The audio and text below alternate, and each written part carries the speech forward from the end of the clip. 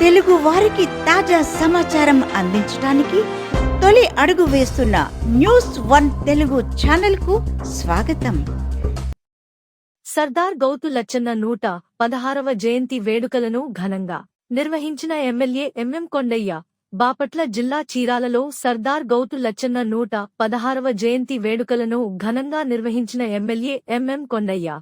ఈ సందర్భంగా శాసనసభ్యులు ఎంఎం కొండయ్య మాట్లాడుతూ, సర్దార్ గౌతు లచ్చన్న శ్రీకాకుళం జిల్లా సోంపేట మండలం బారువా గ్రామంలో 1909 ఆగస్టు 16వ తేదీన జన్మించారు.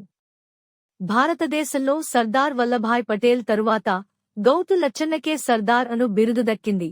బెజవాడ గోపాలరెడ్డి, ప్రకాశం పంతులు మంత్రివర్గంలో ఆయన మంత్రివర్గాన్ని స్థాపించారు. ఆయన కుమారుడు శ్యామ్ సుందర్ శివాజీ ఎమ్మెల్యేగా చాలా కాలం పదవిలో ఉన్నారు. ప్రస్తుతం ఆయన మనవరాలు గౌతు శిరీష ఎమ్మెల్యేగా ఉన్నారు. సర్దార్ గౌతు లచ్చన్న జయంతి వేడుకలను మనం జరుపుకోవడం మన అదృష్టం అని తెలిపారు. ఈ కార్యక్రమంలో municipal chairman Minchala Sambasivarao, councillor Suragani Lakshmi Kumari, Suragani Narasimharao, Suragani Pichaiah తదితరులు పాల్గొన్నారు.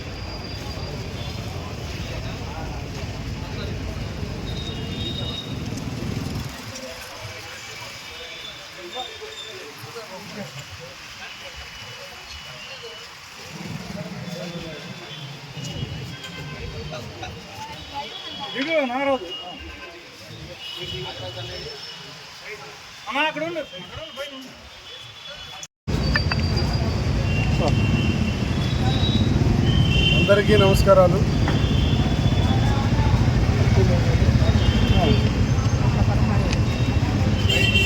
సర్దార్ గౌతు లచ్చన్న గారు 1909 ఆగస్టు 16వ తారీఖున సోంపేట, ప్రస్తుతం శ్రీకాకుళం జిల్లా బారువా అనేటువంటి ప్రాంతంలో జన్మించారు.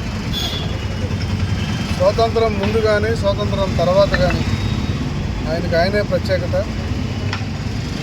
ఆయన నాడు బెజవాడ గోపాలరెడ్డి గారు, ప్రకాశం పంతులు గారి మంత్రివర్గంలో ఆయన మంత్రివర్గాన్ని సంపాదించాడు.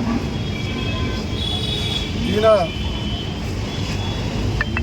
బ్రిటిషర్స్తో పోట్లాడటం వల్ల ఆనాడు గట్టి పోరాట ప్రతిమ కలిగిన వాడు, బలహీన వర్గాలకు సంబంధించిన వ్యక్తి, గౌడ కులస్తుడు. ఈయన గొప్ప వ్యక్తి. ఆ రోజు భారతదేశంలోనే సర్దార్ వల్లభాయ్ పటేల్ తర్వాత సర్దార్ అని బిరుదు వచ్చింది ఈయనకి. ఇంకెవరికి అటువంటి అవకాశం రాలేదు. ఈయన ప్రకాశం పంతులు గారి విషయంలో కూడా అవిశ్వాసం పెట్టేసి ఒకసారి వారిని పెంచడానికి కూడా కారకులయ్యారు. కేంద్రంలో రాష్ట్రంలో మంచి సత్సంబంధాలు కలిగినటువంటి వ్యక్తి, మంచి ప్రజాస్వామ్యవాది. కాబట్టి అటువంటి గొప్ప వ్యక్తిని ఈరోజు మనం స్మరించుకునేటువంటి అవకాశం చీరాలలో వారి విగ్రహం ఉంటాం. ఇప్పుడు వాళ్ళ మనవరాలు కూడా ఇవాళ అదే ప్రాంతానికి సంబంధించి గౌతు శిరీష ఎమ్మెల్యేగా ఉంది. గౌతు శ్యామ్ సుందర్ శివాజీ చాలా కాలం పాటు తెలుగుదేశం పార్టీలో రాజకీయాల్లో ఉన్నారు. అంటే తండ్రే కాదు, కొడుకే కాదు, మనవరాలతో సహా కూడా ఇవాళ అందరూ కూడా ఆయన వేసినటువంటి ఫౌండేషన్ ద్వారా ఇవాళ వాళ్ళందరూ కూడా రాజకీయాల్లో ఉండిపోయారు. బలహీన వర్గాల్లో ఒక బలమైనటువంటి నాయకుడు అంటే అతిశయోక్తి లేదు.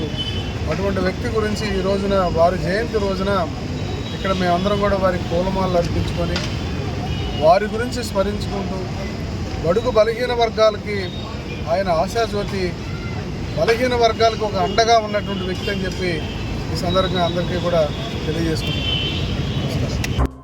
మా న్యూస్ 1 తెలుగు ఛానల్ని సబ్స్క్రైబ్ చేయండి.